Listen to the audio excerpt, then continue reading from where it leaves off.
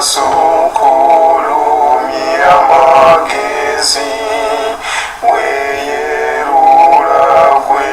ayi omuntu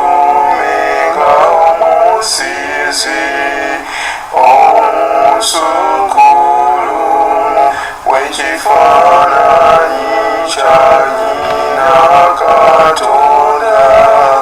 n'owandiika ebitukuvu ayigwe na mukisa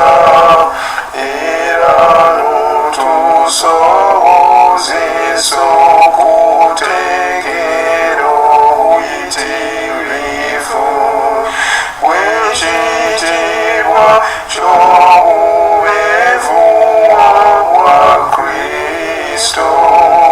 ky'ova nno